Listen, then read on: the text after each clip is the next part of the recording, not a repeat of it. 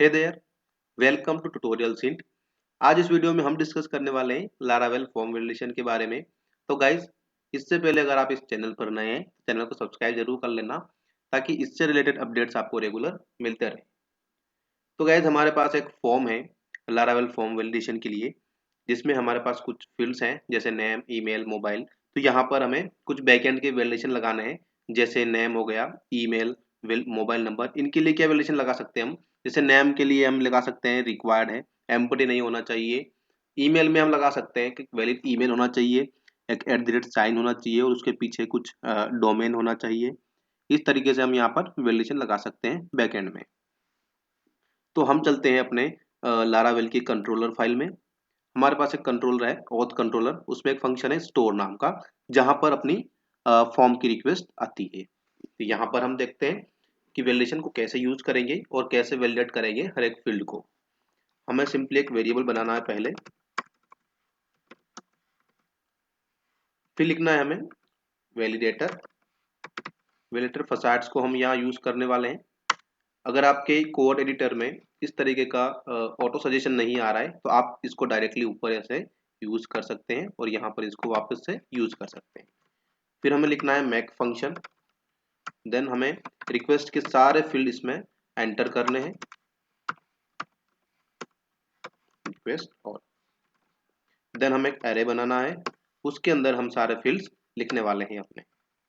जैसे हमारे पास पहला फील्ड है नेम। ये नेम क्या है गाइज? ये नेम हमारे फॉर्म का फील्ड का नाम है। जैसे हम यहाँ पर अपना एक फॉर्म बना हुआ है, यहाँ पर देखेंगे हम, तो ये नेम, इस नेम को हम अपने वैलिडेशन में यूज करने वाले हैं। नेम, ईमेल, मोबाइल नंबर, तो इन सारे नेम को हम वहाँ कंट्रोलर में यूज करने वाले हैं। जैसे हमारे पास नेम है, नेम को हम लिखने वाले हैं required. Required in the sense कि जो भी फॉर्म से आ रहा है उसके अंदर नेम एम्प्टी नहीं होना चाहिए। तो हम लिखेंगे रिक्वायर्ड, नेम जो है रिक्वायर्ड है। सेकेंड फील्ड हमारा है ईमेल का। ईमेल पे हम क्या चेक लगा सकते हैं? ईमेल पे हम चेक लगा सकते हैं कि रिक्वायर्ड होना चाहिए सबसे पहले, तो एम्प्टी नहीं होना चाहिए। एंड देन हम लगा सकते हैं कि एक वैलिड ईमेल होना चाहिए। वैलिड ईमेल चेक करने के लिए हम सिंपली वैलिडेटर यूज करेंगे ईमेल, जिससे ये चेक करेगा कि एक वैलिड ईमेल होना चाहिए, उस ईमेल के अंदर @ होना चाहिए और उसके बाद कुछ एक डोमेन होना चाहिए, जिससे ये उसको ऑटोमेटिक वैलिडेट कर लेगा। हमारा नेक्स्ट फील्ड है मोबाइल नंबर। मोबाइल नंबर पे हमें क्या चेक लगाना है? मोबाइल नंबर के लिए सबसे पहले हम चेक लगा सकते हैं कि एम्प्टी नहीं होना चाहिए। उसके लिए हम लिखेंगे रिक्वायर्ड। देन नेक्स्ट चेक हम ये लगाना है कि एक वैलिड डिजिट होना चाहिए, 10 डिजिट्स होने चाहिए। तो हम क्या लिखेंगे? डिजिट्स 10। तो मोबाइल नंबर के लिए हमने ये दो वैलिडेशन लगा दिए हैं, रिक्वायर्ड एंड डिजिट्स। उसके बाद हमारा नेक्स्ट फील्ड है रिज्यूम का। हम अपने फॉर्म पर देख लेते हैं। फॉर्म पर नेक्स्ट फील्ड है अपना मोबाइल के बाद रिज्यूम का। रिज्यूम में हम फाइल अपलोड करेंगे, तो हमें यहाँ पर ये चेक लगाना है कि यहाँ पर एक पीडीएफ फाइल अपलोड कर सकते हैं ओनली। दूसरे कोई फाइल जैसे डॉक, कोई इमेज, कोई जीफ इमेज, ऐसे कोई अपलोड नहीं कर सकते। यहाँ पर only and only PDF upload करनी है। तो सबसे पहले तो हमें चेक लगाना है रिक्वायर्ड का। देन हमें क्या लगाना है? ओनली पीडीएफ अपलोड का। तो हम चेक करेंगे माइम्स। माइम्स हम लिखेंगे पीडीएफ। तो इससे क्या होगा? वो ओनली पीडीएफ अलाउ करेगा। आपको अगर कोई और चेक लगाना है यहाँ पर, मतलब आपको और कोई और फाइल अलाउ करनी है, तो आप ऐसे कर सकते हैं पीडीएफ, डॉक, पीडीएफ। उसके बाद आपको लगाना है कि हमें पीएनजी फाइल एक्सेप्ट करवानी है। उसके बाद हमें चेक लगाना है कि डॉक भी आ सकते हैं। उसके बाद हमें चेक लगाना है कि यहाँ पर जेपीजी इमेजेस भी आ सकती हैं। तो आप इस तरीके से सारे माइम्स यहाँ पर लगा सकते हैं। तो अभी अपने क्या चाहिए? अभी हमको बस पीडीएफ चाहिए, तो हम ओनली पीडीएफ रखेंगे यहाँ पर, और कोई हम अलाउ नहीं कर रहे हैं। इसके बाद हमारा नेक्स्ट फील्ड जो है वो है बायो का। गाइस, बायो में हमारे पास जो है एक डिस्क्रिप्शन बॉक्स है, यहाँ पर अपने बायो लिख सकता है यूजर। तो हम यहाँ पर ये वैलिडेटर लगा सकते हैं कि आप कितने मैक्स कैरेक्टर लिख सकते हैं यहाँ पर। लाइक 200, 300, 500 जितने हम अलाउ करते हैं वो यहाँ पर हम लिख सकते हैं। तो बायो के लिए हम सिंपली लिखने वाले हैं, सबसे पहले हमें ये चेक लगाना है कि ये एम्प्टी नहीं होना चाहिए, एम्प्टी नहीं होना चाहिए। एंड देन हमें लगाना है मैक्स 200, राइट। मैक्स 200 लगाने से ये चेक करेगा कि इसके अंदर लिखा हुआ जो टेक्स्ट है वो कितने कैरेक्टर का है। अगर वो 200 से ज्यादा है तो वैलिडेटर कहेगा कि आपका जो टेक्स्ट है वो ग्रेटर देन 200 है, आप इसको कम करें। इसके बाद हमारा नेक्स्ट फील्ड है password and confirm password. Password के लिए हम चेक लगा सकते हैं, एक तो रिक्वायर होना चाहिए,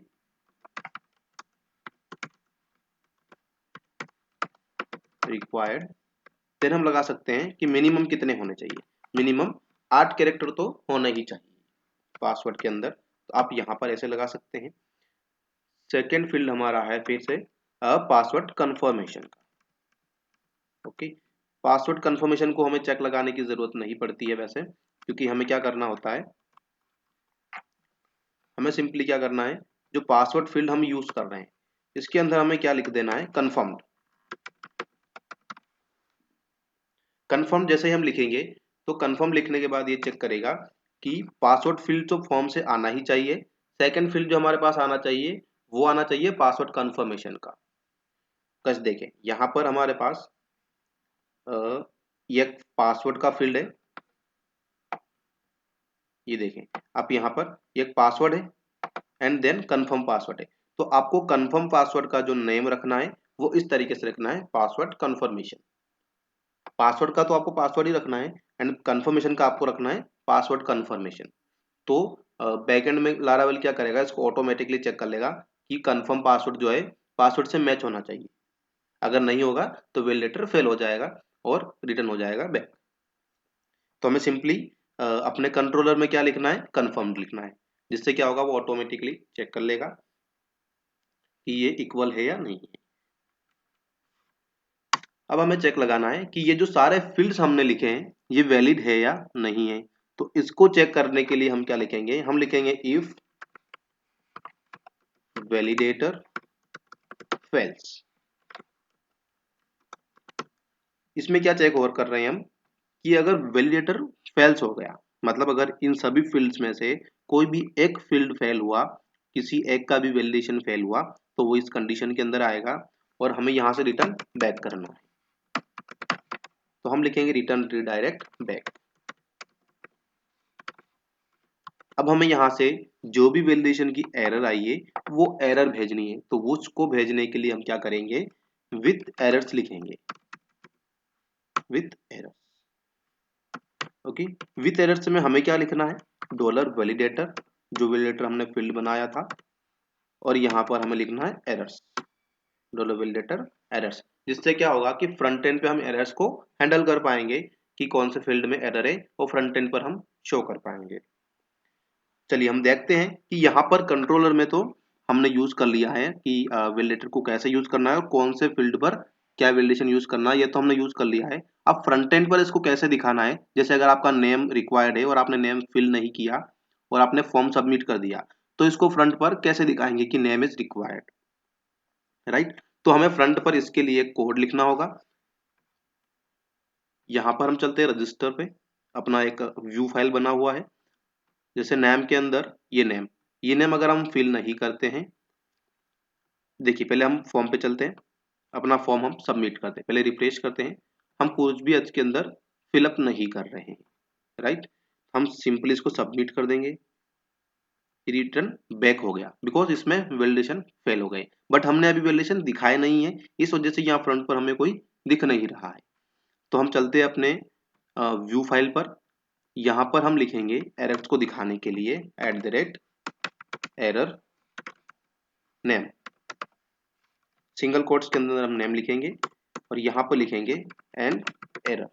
ये ब्लेड का एक सेंटेक्स है एरर को दिखाने के लिए, जो अपने कंट्रोलर से भेजी एरर्स के अंदर, राइट। तो हमें यहाँ पर एरर दिखाने के लिए हम कुछ टैग यूज कर सकते हैं, आप स्पान यूज कर सकते हैं, पी टैग यूज कर सकते हैं। अभी मैं स्पान यूज कर रहा हूँ। यहाँ पर हम टेक्स्ट को रेड कलर करने के लिए मैं लिख देता हूँ टेक्स्ट डेंजर, जिससे थोड़ा हाईलाइट हो जाएगा और पता चलेगा कि इसमें एरर है, राइट। तो हमें यहाँ पर अब क्या यूज करना है, यहाँ पर हमें चेक करना है कि नेम एरर्स के अंदर आ रहा है या नहीं आ रहा है। अगर नेम के अंदर कोई वैलिडेशन एरर है तो हमें यहाँ पर सिंपली दिखाना है, मैसेज दिखाना है कि नेम इज रिक्वायर्ड। तो उसके लिए हम लिखेंगे डॉलर मैसेज, जिससे क्या होगा कि नेम के अंदर अगर कोई वैलिडेशन एरर है तो यहाँ पर डिस्प्ले हो जाएगी। देखते हैं हम पहले नेम के लिए ब्राउजर पर रन करके देखते हैं। जैसे हमने अभी नेम कोई फिलअप नहीं किया है तो यहाँ पर हम रजिस्टर करते हैं। हमने सबमिट किया, सबमिट करने के बाद पेज को रिफ्रेश हुआ और यहाँ पर हमें दिखा रहा है नेम फील्ड इज रिक्वायर्ड, क्योंकि हमने नेम को वहाँ पर रिक्वायर्ड वैलिडेटर लगा दिया है, जिससे हमें ये यहाँ पे ऐसा दिखा रहा है। हम ऐसा जो है सबके लिए लगा सकते हैं। जैसे हमने नेम के लिए एरर दिखाई है तो हम ईमेल के लिए हमें दिखाना है, तो ईमेल के लिए हम कैसे दिखाएंगे, सिंपली हम नेम की जगह पर ईमेल को रिप्लेस कर देंगे यहाँ पर। तो ईमेल का जो एरर है वो ईमेल के नीचे दिखेगा। अब मोबाइल का जो एरर है वो मोबाइल के नीचे दिखे जाएगा अपने को यहाँ पर इस तरीके से। और नेम को हमें रिप्लेस करना है मोबाइल नंबर से, जो भी अपने फील्ड का नाम है उससे रिप्लेस करना है यहाँ पर इस तरीके से। हमें यहाँ पर रिज्यूम लिखना है, तो यहाँ पर अपने जितने भी जो भी फील्ड्स के नेम है वो सारे हमें यहाँ पर लिखने हैं, जिससे क्या होगा कि उस फील्ड का जो भी हमें मैसेज दिखाना है वो वहां पर डिस्प्ले हो जाएगा, हाईलाइट हो जाएगा।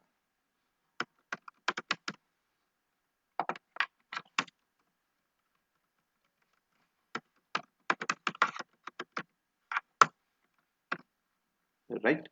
तो यहाँ पर अपना सारा वैलिडेशन का हमने मैसेज शो कर दिया है। अब हम चलते हैं फ्रंट एंड पर और देखते हैं फॉर्म सबमिट करने के बाद हमें क्या शो होता है। तो गैस आप देख सकते हैं यहाँ पर हमें दिख रहा है name field is required, email के लिए हमें दिख रहा है email field is required, mobile number field is required. तो सारे फील्ड्स के नीचे हमें ऐसा दिख रहा है। अब देखिए यहाँ पर नेम के अंदर अगर मैं कुछ फिल कर देता हूँ, जैसे नेम में मैं कर देता हूँ ट्यूटोरियल्स हिंट। अब मैं अगर सबमिट करता हूँ तो अब क्या होगा, अब सबमिट करेंगे तो नेम नेम के अंदर वैलिडेशन एरर उसने नहीं दिखाया है, क्योंकि नेम हमने फिल कर दिया था। ईमेल और बाकी सारे फील्ड्स में दिखा रहा है, क्योंकि नेम हमने फिल कर दिया था, इसलिए नेम में नहीं दिखा रहा है। तो हम यहाँ पर लिख देते हैं फिर से ट्यूटोरियल्स हिंट। ईमेल में हम लिख देते हैं ट्यूटोरियल्स हिंट @gmail.com। मोबाइल में हम लिख देते हैं 1 2 3 4 5 6 7 8 9 10 0।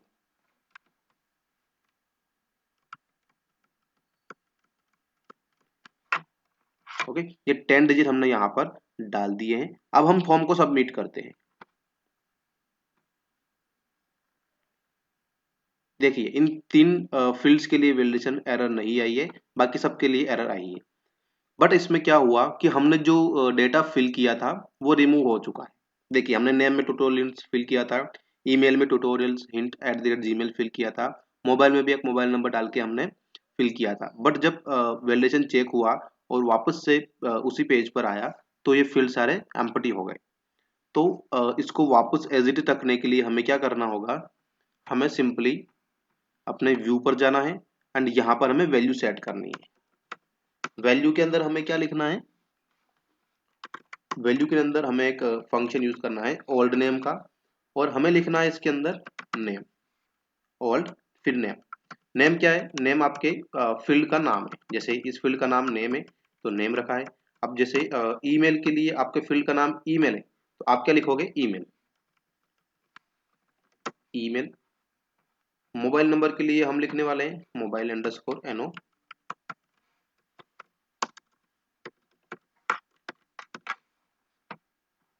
रिज्यूम के लिए एक फाइल है तो इसमें ओल्ड वाली चीज काम नहीं करेगी। फाइल तो आपको अगर कुछ वैलिडेशन एरर आता है तो फाइल वापस से अपलोड करनी पड़ेगी। टेक्स्ट एरिया में हम कैसे लिखेंगे इसको, टेक्स्ट एरिया में लिखने के लिए हम क्या करेंगे, इस तरीके से ओल्ड फंक्शन यूज करेंगे और यहाँ पर लिखेंगे इस फील्ड का नेम बायो। पासवर्ड और कंफर्म पासवर्ड में जरूरत नहीं होती है ओल्ड ओल्ड वैल्यू दिखाने की। पासवर्ड और कंफर्म पासवर्ड वापस से फिल करने होते हैं। देखिए अब हम क्या करेंगे, नेम फिल कर देते हैं tutorialsint@gmail.com। मोबाइल नंबर हम डाल देते हैं कुछ भी अभी।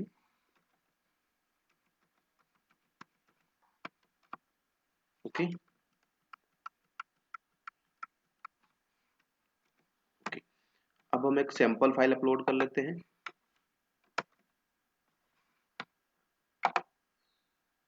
ओपन, बायो में हम कुछ टेक्स्ट लिख लेते हैं। अब देखिए पासवर्ड के अंदर हमें गलत पासवर्ड फिल करने वाले हैं।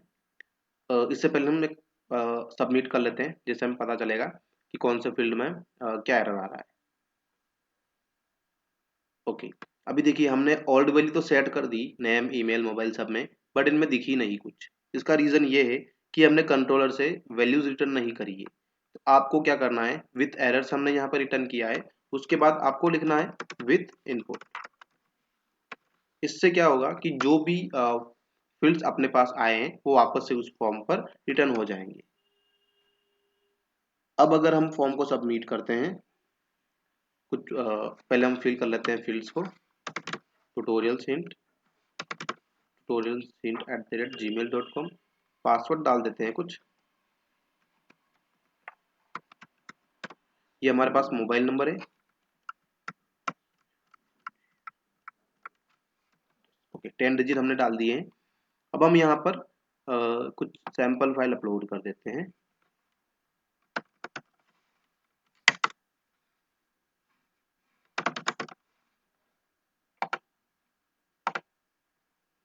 बायो में हम कुछ टेक्स्ट लिख लेते हैं। अब हम सबमिट करते हैं। हमने पासवर्ड को एम्प्टी रखा है अभी। अब देखिए हमारे पास ये सारे फील्ड जो हमने फिल किए थे वो सारे ऑलरेडी फिल हो चुके हैं, बिकॉज हमने ओल्ड वैल्यू को यूज किया है। अब देखिए पासवर्ड फिल इज रिक्वायर्ड दिखा रहा है, तो पासवर्ड में हम डाल देते हैं 1 2 3 4 5 6 7 8। हमने 8 मिनिमम कैरेक्टर का वैल्यू लगाया यहाँ पर, और कंफर्म पासवर्ड में हम कुछ गलत वैल्यू डाल देते हैं लाइक दिस। ओके, एंड हम करते हैं रजिस्टर पर क्लिक। ये देखिए इसने क्या बताया, password confirmation does not match, means यहाँ दोनों पर इक्वल लिखना जरूरी है। पहले हम एक सैंपल फाइल अपलोड कर लेते हैं।